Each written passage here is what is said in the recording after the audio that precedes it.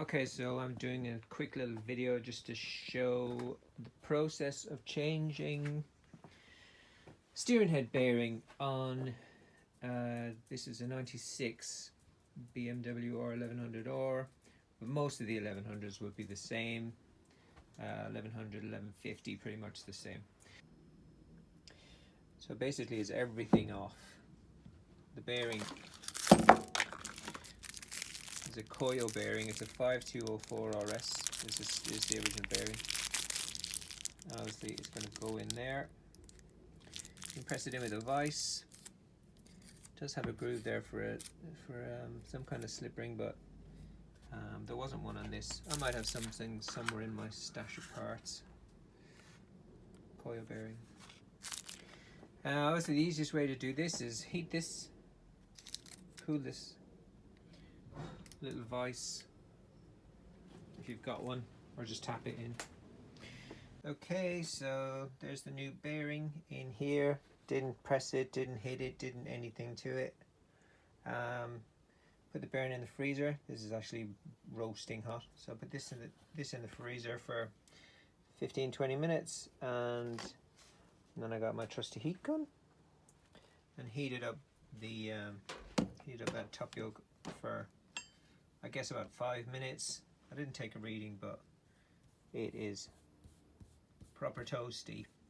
Anyway, held the bearing over the top yoke, and it just dropped in. Lovely. So now put it back together, and yeah, should be a beautiful job.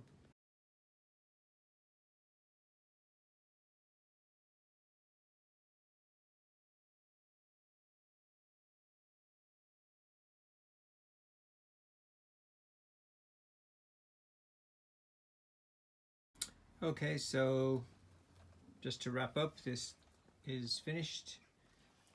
Feels good. Previously what would happen is you could grab the end of the bars and just lightly kind of rock them, and you would feel the movement in the bearing, which is sort of here, under here. You could just feel this little tap, nothing crazy. But anyway, I've got to MOT this bike this week, so I didn't want to leave it like that. It was pretty easy to get the bearing out, as you'd seen. So this section comes off very simply once you start dismantling the front end. So let's say you've got to loosen the clocks, 60,000 miles, so a little bit of kind of rust on here. So loosen the clock, so take off these three, then you got 4 screws here. This comes off, then you can get to the instruments, and the unit is held by 2 little screws underneath here. So this frame, so this is the frame I was talking about in the earlier. You can see how it's sandwiched in here. So this metal frame sandwiched here, this plate is fixed to the back of that frame underneath this switch. You will not be able to get to that until you get this whole unit off the front end.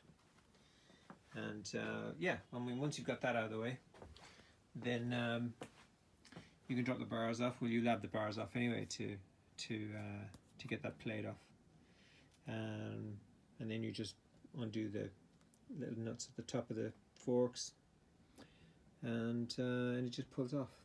You'll need to take if your switch still has if your ignition switch still has the tamper proofs, then you'll need to disconnect the ignition switch wire underneath the tank. But yeah, pretty simple. This bike had done 60,000 miles, and my R1150 RT's done 39,000 miles. My GS has done sort of 40,000. Yeah, I think I'll just do them on all of them now. It's not hard. The bearing isn't that expensive. I used the most expensive bearing I could find, which was 20 quid. But you can find cheaper bearings, and if the bikes are only doing 1,000 miles a year, 2,000 miles a year, then who cares? But yeah, I recommend just getting involved, doing it yourself. It's not hard. I hope this video helps a couple of people, and wish you all safe riding.